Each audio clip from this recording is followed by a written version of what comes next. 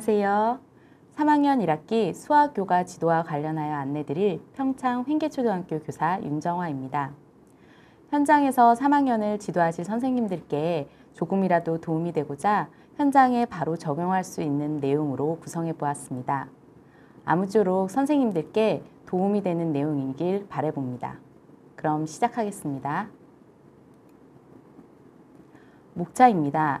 목차는 단원별 내용, 수업 지도 사례, 수업 관련 놀이 순으로 말씀드리겠습니다. 단원별 내용은 단원명과 함께 단원학습 계열, 준비할 교구에 대해서 말씀드리겠습니다. 단원학습 계열은 본 학습 시 학생들의 부진 원인을 진단할 때 선수학습 파악에 도움이 되어 안내드리도록 하겠습니다. 또한 3학년 수학교과서는 학교별로 다를 수 있을 텐데요. 내용적인 측면에서는 많이 다르지 않아 작년을 기준으로 말씀드리겠습니다. 수업 지도 사례는 단원별 지도 방법 및 유의사항을 말씀드리겠습니다.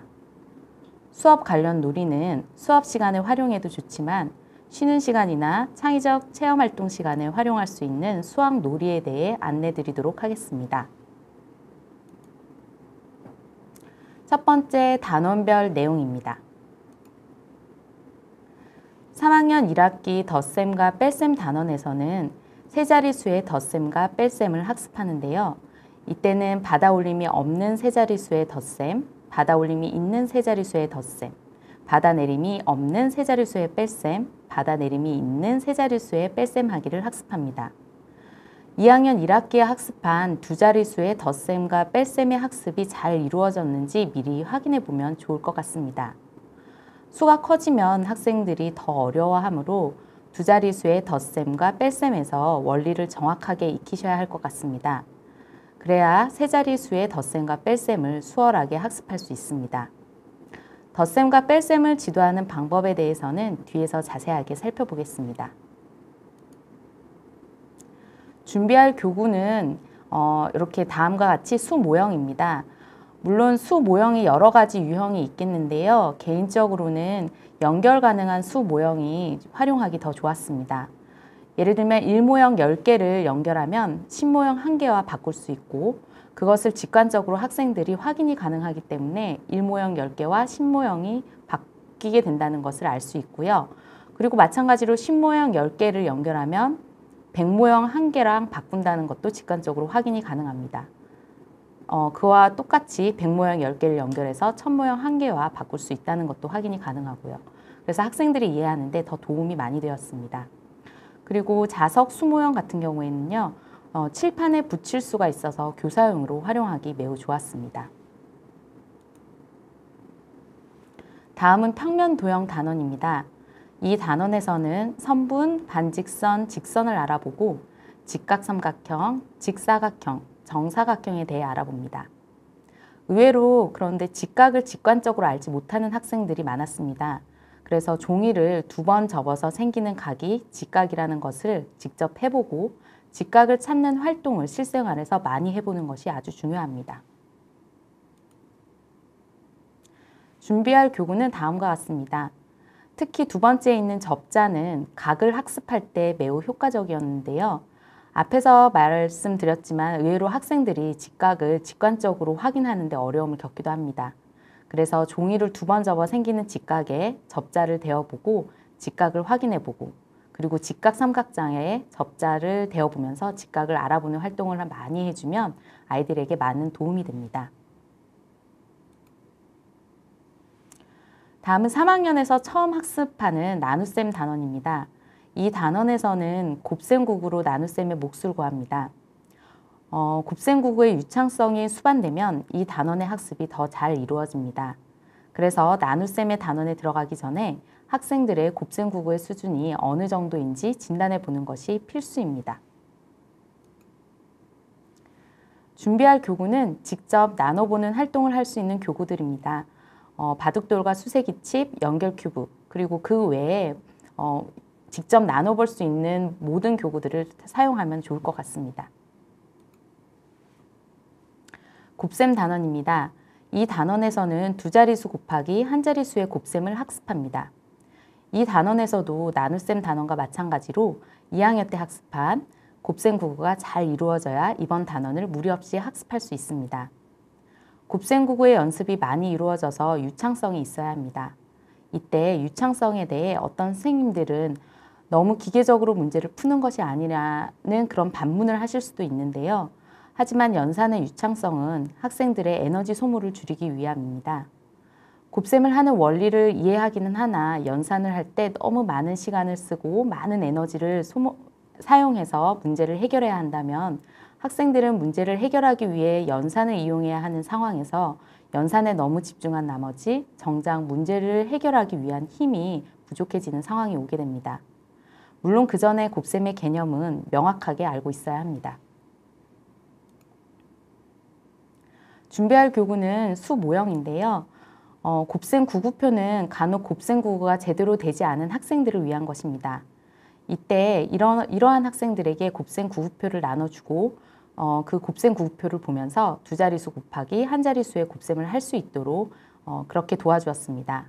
물론 곱셈 구구가 아주 완벽한 상태에서 나눗셈을 하면 더욱 좋겠지만 그렇지 않을 경우에는 이러한 학생들은 수업 시간 내내 아무것도 하지 못하고 가만히 앉아만 있게 되더라고요.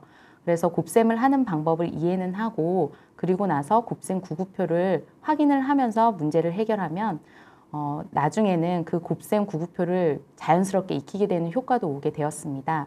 그래서 저는 혹시 모를 곱셈 구구를 아직 익히지 못한 학생들을 위해서 먼저 곱셈 구구표를 미리 준비해 두고 있습니다.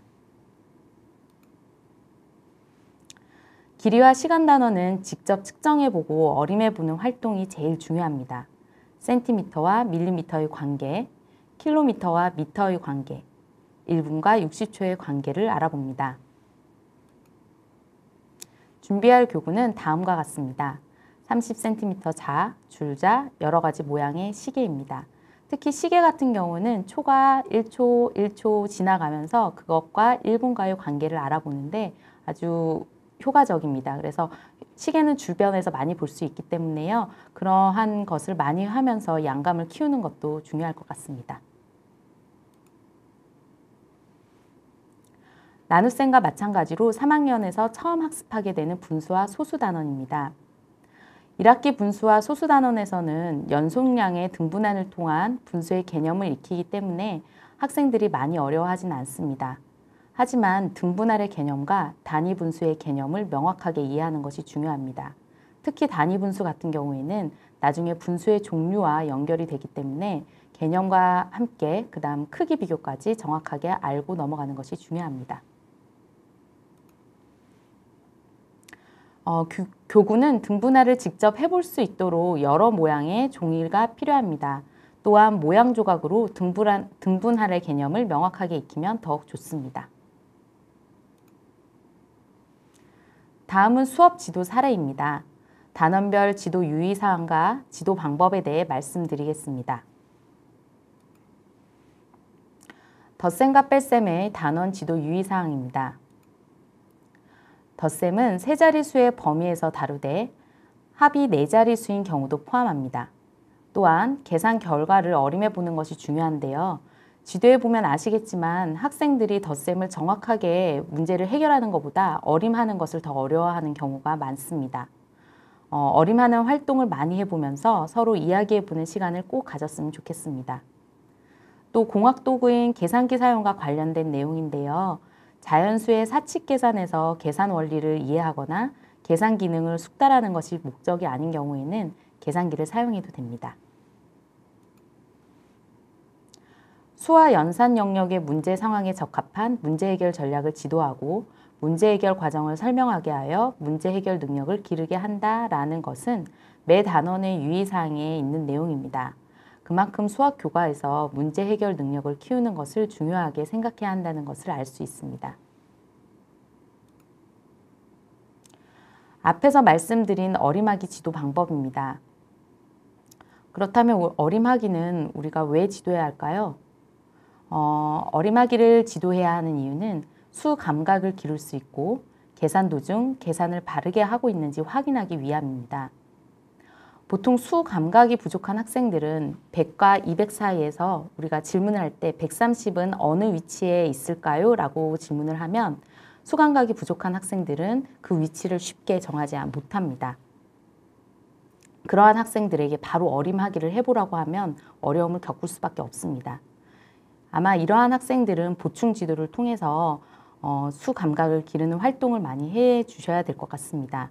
그리고 이러한 학생들은 기초학력 그 진단 평가를 통해서도 보면 미도달이 될 가능성이 많습니다. 그렇지만 보통의 아이들 경우에도 어림하기를 어려워하는 경우가 많은데요. 이럴 때는 교사가 차근차근 발문을 통해서 안내를 하며 어림하기 활동을 많이 해보는 것이 좋습니다. 다음과 같은 문제 상황을 한번 예로 들어보겠습니다. 문제 상황을 보면 342 더하기 117의 덧셈을 해보는 건데요. 어림을 하는 활동 같은 경우에는 처음부터 차근차근 설명을 해주는 것이 좋습니다. 342는 300과 400 중 어디에 가까울까요? 그리고 117은 100과 200 중 어디에 가까울까요? 부터 시작해서 342를 340과 350 그 사이에서는 어디에 가까울까요? 하면서 더 좁혀가기도 합니다. 그렇게 되면 학생들이 이렇게 다양한 어림하기 결과가 나오는데요. 이렇게 다양하게 어림해 보는 활동을 하면서 학생들의 여러 가지 방법을 서로 의사소통하도록 지도합니다. 매 시간마다 이렇게 어림하기 활동을 하면 단원이 끝나갈 즈음에는 어림하기 하는 것에 조금 익숙해질 것입니다. 다음은 덧셈, 뺄셈 지도 단계입니다. 1단계는 실생활과 관련된 문제 상황을 제시합니다. 교과서에는 이렇게 제시가 되어 있고요. 아마 다른 교과서별로 여러 가지 문제 상황이 제시될 것입니다. 2단계는 계산 원리가 내재된 조작 활동 하기입니다. 342 더하기 117을 예로 들어보겠습니다. 이럴 때 교사는 학생들에게 적절한 발문으로 학생들이 덧셈과 뺄셈의 방법을 알 수 있도록 지도하는 것이 좋습니다. 우선 수 모형으로 직접 해보는 건데요. 수 모형을 342 그리고 117을 두고 이야기를 한번 해보는 것입니다. 먼저 1모형 2개와 1모형 7개를 더하면 몇 개가 되지요? 라는 질문과 함께 1모형을 한번 더해보고 그 이후 10모형 2개와 10모형 7개를 더하면 몇 개가 되지요? 라는 발문과 함께 학생들이 직접 더해보는 활동을 합니다. 그 다음 100모형 3개와 100모형 1개를 더하면 몇 개가 되지요? 와 같은 발문으로 학생들과 덧셈을 차근차근 해보는 것입니다. 이때에는 받아올림이 없어서 학생들과 비교적 쉽게 활동을 할 수 있습니다. 다음은 받아올림이 있는 덧셈의 조작 활동입니다. 마찬가지로 교사는 적절한 발문으로 학생들의 활동에 도움을 줍니다. 특히 받아올림이 있을 때는 교사의 발문이 조금 더 첨가되면 더 좋을 것 같은데요. 먼저 1모형 5개와 1모형 7개를 더하면 몇 개가 되지요? 라는 발문과 함께 서로 더해보는 활동을 합니다. 그러면 1모형이 12개가 되었지요? 그러면 1모형이 10개가 넘으면 우리가 어떻게 해야 할까요? 라는 발문과 함께 그 1모형 10개를 10모형 1개랑 바꾸는 활동까지 해봅니다. 그 다음 10모형 7개와 10모형 4개를 더하면 몇 개가 되지요? 라며 서로 더해보고요. 그 다음에 그런데 우리 아까 1모형 10개를 10모형 하나로 바꾼 것이 있었어요. 그럼 그것도 더해줘야겠지요? 하면서 그것도 같이 더해줍니다. 그러면 10모형 12개가 되었어요. 10모형이 10개가 넘으면 어떻게 해야 할까요? 10모형 10개를 다시 100모형 1개랑 바꿔주는 활동까지 진행합니다. 그리고 마지막으로 100모형 3개와 100모형 1개를 더하면 몇 개가 되지요? 다음, 그런데 아까 바꿨던 10모형 10개를 100모형 1개로 바꾼 것도 있었습니다. 그것도 더해줘야겠지요?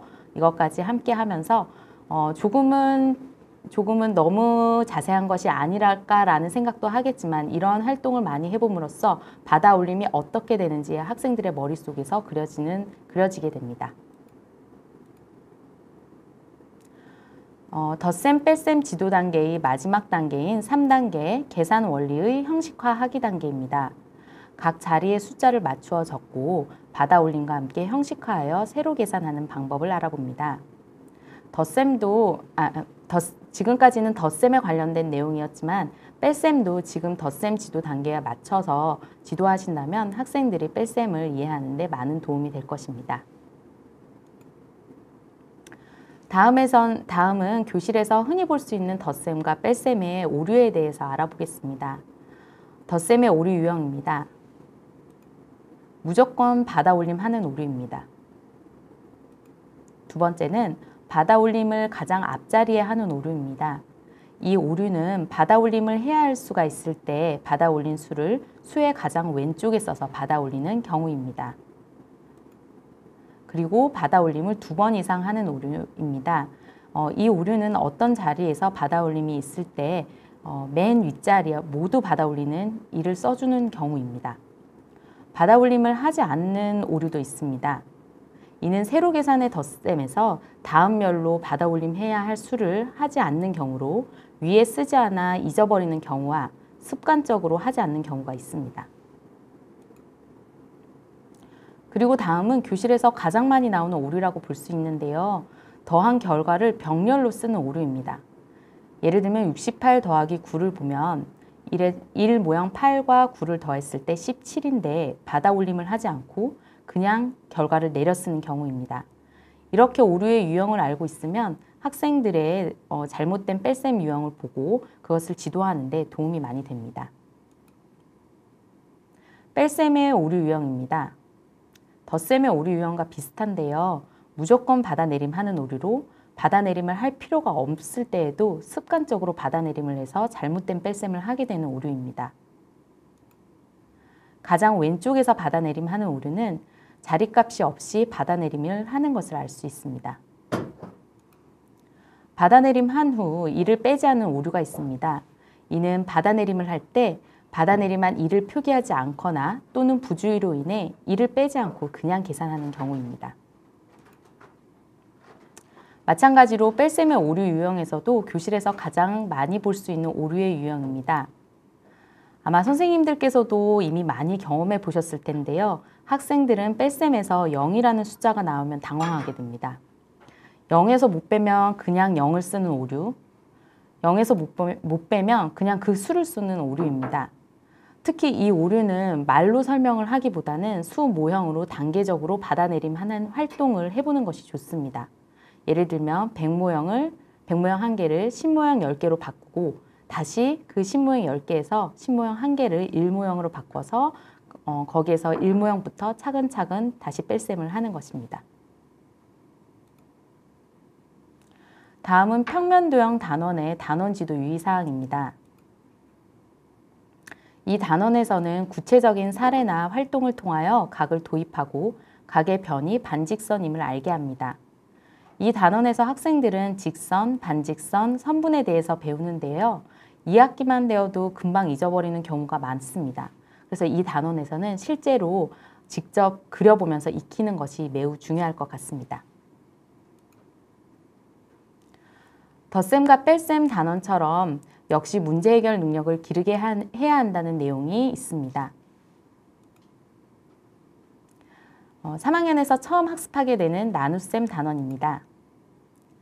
나눗셈 단원에서는 한 가지 상황을 곱셈식과 나눗셈식으로 나타내는 활동을 통하여 곱셈과 나눗셈의 관계를 이해하는 것이 중요합니다. 특히 이 부분은 반복학습이 조금 많이 중요합니다. 그래서 반복학습을 할 때는 그냥 문제를 푸는 것보다는 뒤에서 제가 몇 가지 안내드릴 보드게임이나 놀이활동을 통해서 한다면 학생들이 조금 흥미있게 반복학습을 할 수 있는 효과를 주기도 합니다. 또한 이 단원에서는 덧셈과 뺄셈 단원과 마찬가지로 계산 결과를 어림해 보는 활동을 또 해봅니다. 역시 문제 해결 능력을 기르게 하는 것에 대해서도 생각하며 지도해야 합니다. 나눗셈 단원의 시작은 실생활에서 나눗셈이 필요한 상황을 알아봅니다. 나눗셈은 등분제와 포함제로 나눌 수가 있는데요. 이렇게 지금 보시는 바와 같이 등분제와 포함제의 상황이 있습니다. 물론 학생들에게 등분제와 포함제라는 단어와 이것을 구분하는 방법을 가르치지는 않습니다. 하지만 어떤 상황일 때 나눗셈이 필요한지를 알기 위해서는 감각적으로 학생들이 느낄 수 있어야 합니다. 그래서 선생님들께서 등분제와 포함제의 의미를 아시고 의도적으로 이러한 상황들을 학생들에게 노출해 줄 필요는 있습니다. 지금 예시 자료로는 등분제는 과자 8개를 2명이 똑같이 나누어 먹으려고 합니다. 한 명이 과자를 몇 개씩 먹을 수 있을까요? 라고 제시가 되었고요. 포함제는 과자 8개를 한 접시에 2개씩 담으려면 접시가 몇 개 필요할까요? 라고 제시하였습니다. 보시는 바와 같이 나눗셈이 필요한 상황이긴 하지만 약간의 의미가 다르다는 것을 선생님들은 알 수 있을 것입니다. 뒤에서 조금 더 살펴보도록 하겠습니다. 우선 교과서에서는 이렇게 그림으로 제시가 되고 있습니다. 그래서 학생들이 아마 나눗셈 상황에서 조금은 다르다는 것을 아이들이 느낄 수는 있을 것입니다. 문제 제시 후 학생들이 문제 상황을 모델로 나타내어 보는 활동입니다. 이 단계에서는 선생님께서 개입을 하기보다는 학생들이 직접 구체물이나 그림, 말, 글 등으로 나타내어 보는 것이 좋습니다. 여기서 등분제와 포함제에 대해 간단하게 다시 한번 말씀드리면 등분제는 전체의 수와 분배할 묶음의 수를 알고 한 묶음의 수를 구하는 나눗셈입니다. 즉 그래서 묶음의 양을 구하는 것입니다. 한 묶음에 몇 개가 들어갈 수 있는지를 구하는 것이고요. 포함제는 전체의 수와 한 묶음의 수를 알고 전체를 한 묶음의 수가 같도록 여러 묶음으로 나눌 때 묶음이 몇 개 만들어지는지 구하는 나눗셈입니다. 즉 묶음의 수를 구하는 것입니다. 그래서 한 묶음에 만약에 2개씩 묶어야 한다면 몇 개의 묶음이 만들어지느냐를 구하는 것이 포함제입니다. 이제 구체물로 함께 조작해보는 3단계입니다. 이 단계는 선생님들도 아시겠지만 많이 해보면 해볼수록 좋은 단계입니다. 그래서 등분제와 포함제별로 각각 3가지의 전략이 있는데요. 학생들에게 이것은 어떤 전략이다 하나하나 가르칠 필요는 없습니다. 선생님들께서 알고 계시면 학생들에게 지도하실 때 좋아서 안내드립니다. 그리고 학생들이 구체물로 조작 활동을 할 때 지금 안내드리는 이 전략 내에서 이루어지는 경우가 더 많기 때문에 나중에 학생들의 조작 활동을 서로 공유하고 할 때 나눗셈의 상황들을 이해하는 데 많은 도움이 됩니다. 먼저 등분제입니다. 직접 모델링 전략, 시행착오에 의한 나누기 전략, 수에 관한 지식을 활용하는 전략입니다. 포함제는 직접 모델링 전략, 띄어세기 전략, 동수누감 전략입니다. 먼저 등분제의 직접 모델링 전략은 분배, 똑같이 나누기라는 문제 해결 행동을 하는 것입니다. 그림과 같이 한 개씩 나눠주기도 하고 2개씩 똑같이 나누어주면서 똑같이 나누어주는 활동입니다. 다음은 시행착오 전략입니다. 첫 번째 접시에 5개를, 두 번째 접시에 3개를 놓은 후 두 접시에 놓은 바둑돌의 수가 다르다는 것을 확인하고 첫 번째 접시에 놓인 바둑돌 1개를 두 번째 접시에 옮기는 전략입니다. 그래서 똑같이 4개씩 나누게 되는 것이 시행착오 전략입니다. 다음은 학생들이 자신이 알고 있는 수 지식을 이용한 것인데요. 가르기, 곱셈에 묶어세기, 띄어세기 지식을 이용해 문제를 해결하는 전략입니다. 포함제의 전략에 대해서 한번 알아보겠습니다. 직접 모델링은 할당 개념입니다. 바둑돌 8개를 2개씩 묶어 묶음의 개수를 구하는 것입니다. 즉 2개씩 묶어서 8개가 될 때까지 세어보는 것입니다. 묶음의 수는 4개가 되는 것이죠. 다음은 띄어세기 전략입니다. 8이 될 때까지 2씩 띄어세기를 해서 답을 구하는 전략입니다. 2, 4, 6, 8. 그래서 모두 4번 띄어세었으므로 4명에게 줄 수 있다는 것이죠. 다음은 동수누감 전략입니다. 8에서 0이 될 때까지 1을 계속 빼는 전략인데요. 그리고 나서 1을 몇 번을 빼었는지 횟수를 세는 것입니다. 이러한 지금까지 제가 안내드린 이런 여러 가지 전략도 구체물을 달리해서 여러 번 하면 좋습니다. 활용 가능한 구체물은 아까 말씀드렸지만 바둑돌과 자석 바둑돌도 있고요. 연결 큐브 또는 산가지, 수세기 칩 이렇게 다양하게 사용하면 학생들이 또 다른 활동인 줄 알고 또 즐겁게 참여를 하게 됩니다. 나눗셈 지도 단계의 마지막 단계인 발표 및 형식화입니다.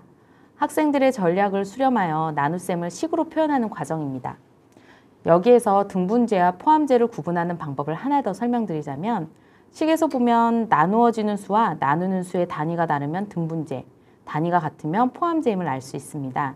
사실은 저도 수업을 하는 도중에 문제 상황만 딱 제시했을 때 순간 이거를 어떻게 설명해야 되지? 이러면서 순간 당황할 때가 있는데요. 이럴 때는 빠르게 캐치를 하는 게 빵이 8개고 2명에게 나눠주는 거예요. 두 개가 아니라 2명이기 때문에 단위가 다를 경우에는 요것은 등분제에 해당하는구나. 그리고 포함제 같은 경우에는 8개를 2개씩 나누어 준다. 똑같은 단위입니다. 이럴 때는 포함제에 해당하는구나 이렇게 생각을 해서 아이들에게 그림을 그려서 설명을 해주긴 합니다. 그러면 학생들이 조금 더 쉽게 나눗셈의 상황을 이해할 수 있더라고요. 그래서 선생님들께서 등분제와 포함제의 의미를 아신다면 학생들에게 좀 더 다양한 상황도 제시를 할 수가 있고 그리고 두 나눗셈의 차이점도 학생들에게 이렇게 안내 드릴 수 있어서 좋을 것 같습니다. 곱셈 단원입니다. 곱셈 단원에서는 이미 학습한 덧셈, 뺄셈, 곱셈, 나눗셈에 관련된 문제를 만들고 해결하는 것입니다. 이때는 마찬가지로 학생들에게 친근한 실생활 상황을 이용하여 해결해 보게 하는 것이 좋습니다. 역시 문제 해결 과정을 설명하게 하여 문제 해결 능력을 기르게 해보는 것도 중요합니다. 그래서 계속 지금 수학 교과에서 문제 해결 능력을 기르게 하는 것이 가장 중요하다고 이야기를 하는데요. 그냥 가깝게는 친구에게 어떻게 문제를 해결했는지를 설명하게 해보는 그런 활동을 하면 학생들이 자기 언어로 표현할 수 있어서 금방 기억하게 되더라고요. 그래서 그런 활동을 한번 이용해 보는 것도 좋을 것 같습니다. 곱셈을 지도할 때는 수 모형을 활용하여 지도하거나 배열 모델을 활용하여 지도하는 것이 대표적인 방법입니다. 먼저 수 모형을 활용하여 곱셈을 지도하는 방법에 대해서 알아보겠습니다. 32 곱하기 4를 예로 한번 들어보도록 할게요. 곱셈은 곱셈을 하는 방법, 그러니까 곱셈을 어떻게 풀어나가야 할지 방법을 아는 것도 중요한데 곱셈의 개념을 이해하는 것이 제일 중요합니다. 학생들이 2학년 2학기 곱셈 구구를 학습하게 되는데요. 보통 노래로 학습하게 되면서 곱셈의 어떤 개념을 곱셈이 언제 사용하는지에 대해서 그 상황을 조금 잊어버리는 경우가 많습니다.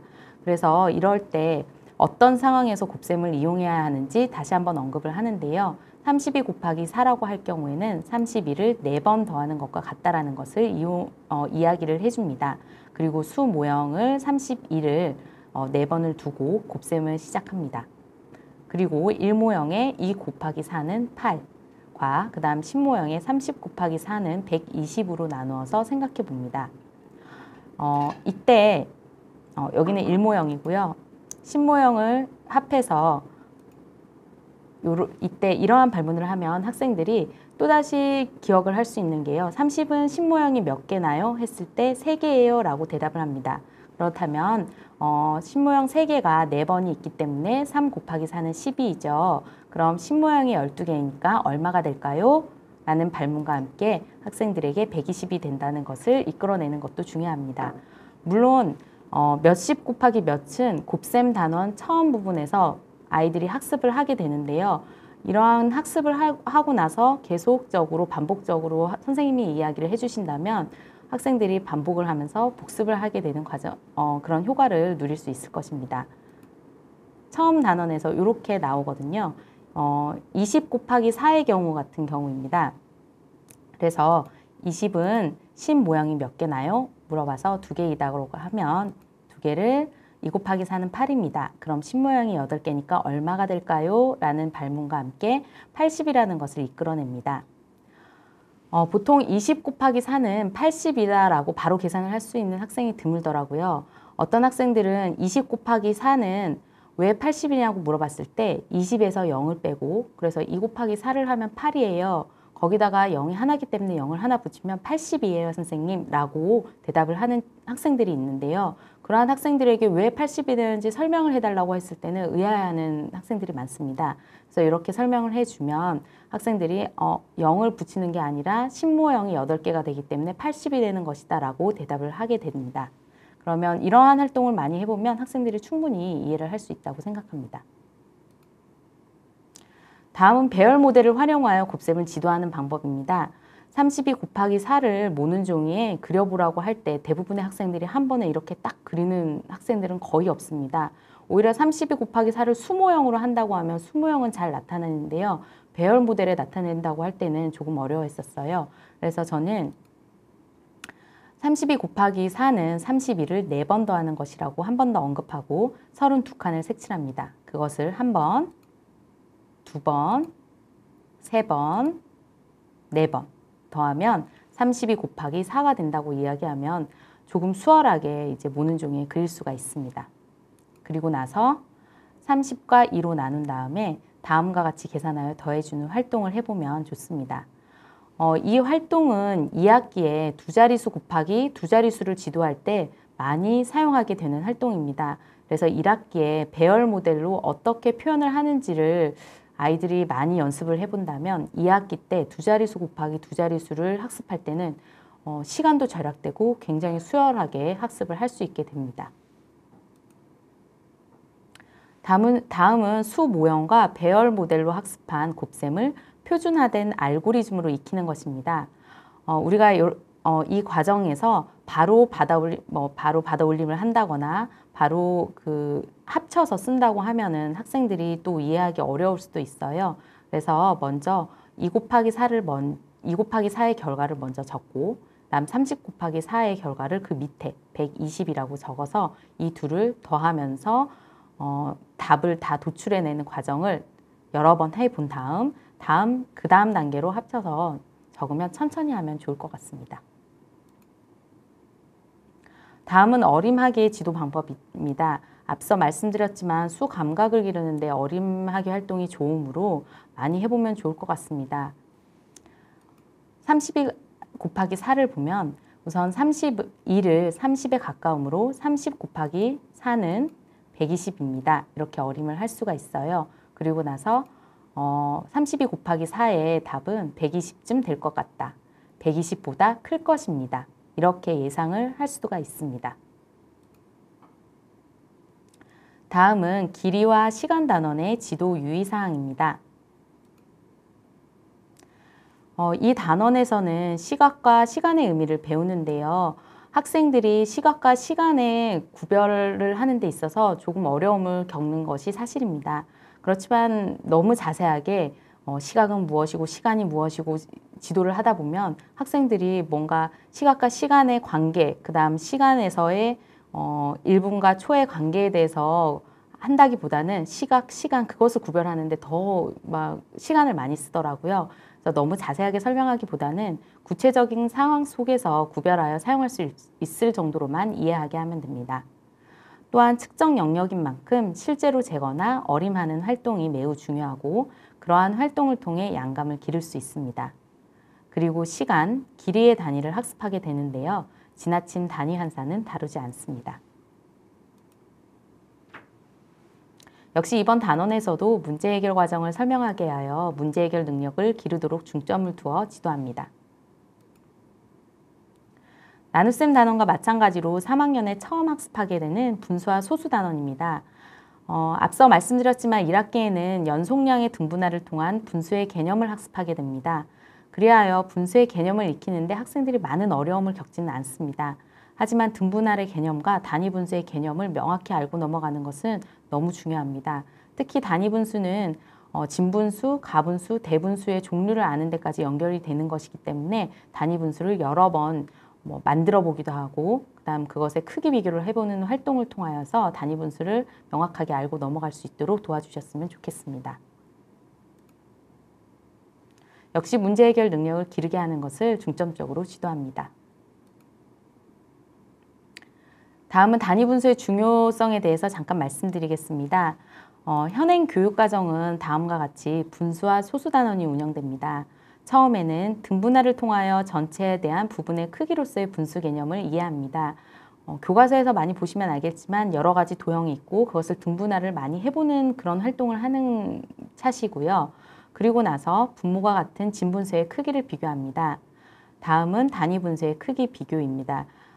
진분수 크기 비교까지 한 다음에 단위분수의 개념이 도입이 되고요. 그 다음 분모가 10인분수를 통하여 소수 한 자릿수 알기, 다음 소수의 크기 비교하기입니다. 그런데 제 개인적인 생각으로는 이 단위 분수를 등분할의 개념을 학습하고 그다음 진분수의 크기를 비교하기 전에 도입을 하는 것이 더 좋지 않을까라고 생각합니다. 제가 작년에 이렇게 단위 분수를 진분수의 크기를 비교하기 전에 먼저 학습을 하고 그리고 단위 분수의 개수로 인해서 진분수를 지도를 했었습니다. 그랬더니 학생들이 더 효과적으로 이해하기도 했고요. 그리고 진분수의 크기 비교를 할 때 가장 큰 도움을 많이 받았습니다. 예를 들면 4분의 2와 4분의 3이 있을 때 어떤 것이 더 클까요? 했을 때 분자의 크기가 크면 진분수의 크기는 큽니다. 라고 얘기하기보다는 4분의 2는 4분의 1이 2개이고 4분의 3은 4분의 1이 3개이기 때문에 4분의 3이 더 큽니다. 라고 지도를 했었어요. 그리고 지도를 하고 나서는 2학기에 가분수와 대분수가 나오는데요. 가분수, 대분수도 마찬가지로 단위 분수의 개수로 연결해서 쭉 연계성 있게 학습을 했더니 가분수, 대분수의 크기 비교도 쉽게 아이들이 학습을 했었습니다.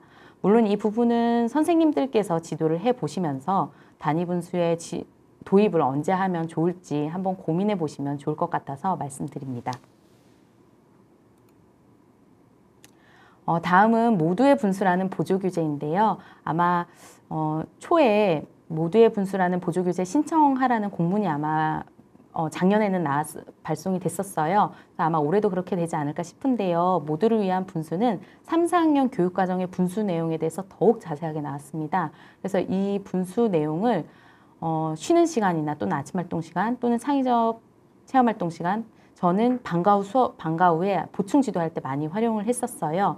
특히 이 모두의 분수에는 뒤에 보면은 여러 가지 조작 활동이 가능하도록 뒷부분에 많은 학습 자료가 수록되어 있었습니다. 그래서 그것을 뜯어서 학생들이 직접 조작을 해볼 수도 있고요. 그리고 그것을 오려보기도 하고 하면서 흥미를 가지고 활동하는데 많은 도움이 됐었습니다. 그 중에서도 제가 되게 좋았던 부분이 있었는데요. 특히 등분할을 제가 앞서도 말씀드렸지만 등분할의 개념을 명확하게 하고 가는 것이 중요하다고 했었는데요. 등분할을 해볼 수 있는 자료가 이렇게 많이 있습니다. 그런데 등분할을 어려워하는 학생들이 있어요. 도형에서 등분할을 똑같이 나누는 건 알겠는데 어떻게 해야지 똑같이 나누지? 라고 생각하는 친구들이 있습니다. 그러한 친구들을 위해서 이렇게 점으로 약간의 힌트를 주는 것이라고 할 수 있죠. 그래서 점을 보면서 등분할을 해보는 활동에 관련된 자료가 있습니다. 근데 제가 이 모두의 분수가 있기 전에 그냥 아이들과 등분할에 대해서 학습을 할 때는 학생들의 등분할의 개념을 명확하게 하는 것이 중요한데 도형을 막상 주고 아이들이 등분할을 하지 못할 경우에는 제가 등분할을 어떻게 해야 되는지 그 등분할을 하는 방법에 대해서 중점을 두어서 계속 지도를 하고 있더라고요. 그랬더니 너무 거기에 큰 에너지를 소모하다 보니 등분할이 뭔지에 대해서는 정확하게 아이들이랑 더 얘기를 못하고 넘어가는 경우가 있었어요. 그래서 등분할을 하는 방법보다는 등분할이 무엇인지를 지도하는 것이 중요하기 때문에 등분할을 하는 방법에 너무 큰 에너지를 소모할 필요는 없습니다. 그래서 이렇게 점으로 제시해 주었더니 학생들이 즐겁게 등분할을 할 수 있었고요. 그다음 두 번째는 분수에서 가장 중요한 건 단위 분수인데요. 이 단위 분수의 언급을 굉장히 많이 하고 있습니다. 아까 말씀드렸지만 단위 분수가 몇 개가 돼서 진분수가 되는지를 대해서 이렇게 안내를 해주거든요. 그래서 이 부분만 있는 것이 아니라 뒤에 여러 번 반복이 돼서 학생들이 단위 분수도 기억하고 그다음 그 분수의 개념을 익히는데 도움이 많이 되었습니다. 다음은 수업 관련 놀이입니다. 수업 시간 외에 쉬는 시간이나 창의적 체험활동 시간을 활용하여 학생들이 즐겁게 수학을 반복할 수 있도록 하는 데 도움이 많이 되었습니다. 수학은 지금 3학년 과정을 쭉 살펴보시면 알겠지만 수화 연산 영역에 굉장히 집중이 많이 되어 있어요. 수화 연산 영역의 어떤 개념이나 이런 걸 아는 것도 중요하지만 반복 학습을 통해서 학생들이 유창하게 해나갈 수 있는 것이 중요합니다. 그런데 이런 유창하게 해나갈 수 있을 때는 어쨌든 반복 학습이 수반이 되는데 저희가 반복 학습이라고 하면 그냥 문제를 무조건 풀거나 이렇게 하게 되면 학생들이 굉장히 수학 시간을 싫어하게 되더라고요. 그래서 이런 보드게임을 이용을 한다면 반복 학습이긴 한데 놀이로 학생들이 인식을 하게 되어서 선생님 오늘은 놀이하는 시간인가요? 라는 착각을 불러일으키게 되더라고요. 그래서 저는 보드게임을 많이 이용했습니다. 제가 제일 좋아하는 보드게임인데요. 3학년에서 제일 많이 하는 보드게임입니다. 샘샘 테니스와 프라이펙타라는 보드게임인데요. 앞서 곱셈 단원에서 곱셈과 나눗셈의 관계를 아는 것이 중요하다고 말씀드렸습니다. 그런데 이 보드게임이 곱셈과 나눗셈의 관계를 파악하는 데 굉장히 큰 도움이 됩니다. 또한 곱셈 구구의 유창성을 기르는 데에는 이 샘샘 테니스가 보면 곱셈 구구를 저희가 어떤 놀이 활동을 하는 것도 있지만 이 보드게임을 통해서 아이들이 빠르게 익혀 나갈 수 있었습니다.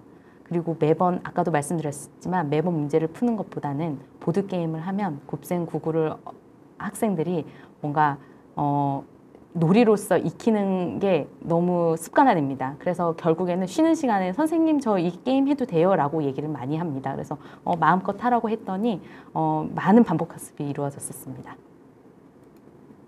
다음은 분수 관련 보드게임입니다. 이거는 조금 제가 좀 찾아봤었는데요. 보통 분수 관련 보드게임은 이산량의 등분할을 통한 분수도 포함된 것이 많습니다. 근데 이산량과 관련된 것은 2학기에 나와서 1학기에 할 수 있는 분수 관련 보드게임은 별로 많지 않았어요. 그런데 지금 여기 제시되어 있는 것은 1학기에도 가능한 보드게임이라서 선생님들께 안내드립니다. 이렇게 이제까지 3학년 1학기 수학 교과지도와 관련된 내용을 모두 안내해 드렸습니다. 아무쪼록 선생님들께 조금이라도 도움이 되었으면 좋겠습니다. 올 한 해도 건강하고 행복한 학교생활 되시길 바랍니다. 감사합니다.